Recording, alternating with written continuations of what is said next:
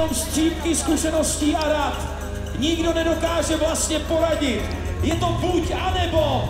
Musí jenom pevně držet volant. Všechno je to v počítačové simulaci. Musí udržet rychlost 70 km za hodinu a pak se modlit.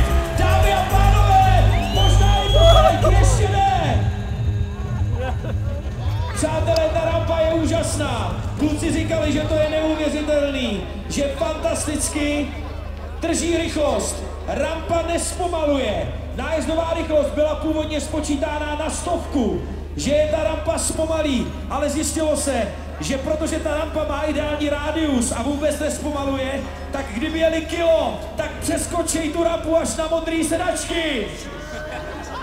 Musí držet 70 km. Rampa je vůbec nespomalí a vymrští je do výšky 20 metrů. Dámy a pánové, možná na to jdeme právě teď.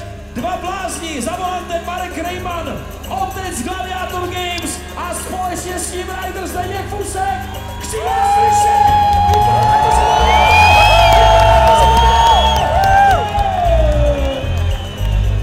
Ještě ne, ještě ne.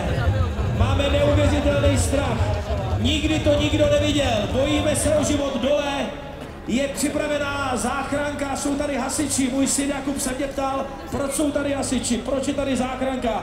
Protože to, co tady právě teď, za několik vteřin bude ještě v dešti, nikdy nebylo. Dámy a pánové, dva jezdci jsou tady, mávají na mě.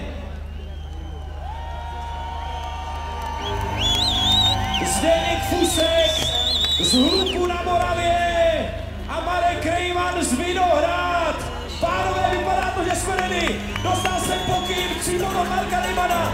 Další nájezd bude ten, na který čekáme. Pojďte se připravit. Všichni to natočte.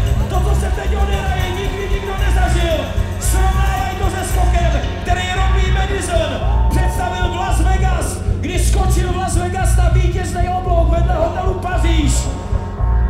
Je to jediný skok, který můžete skákat po pár padácích. Střízlivej by za to nikdo nesed. Dámy a pánové, Marek Rejman, Zdeněk Fusek, sériový Fiat Punto 1.4. Představí něco, co tady nikdy nebylo. Budeme na ostro, dostávám informace, že tohle bude ten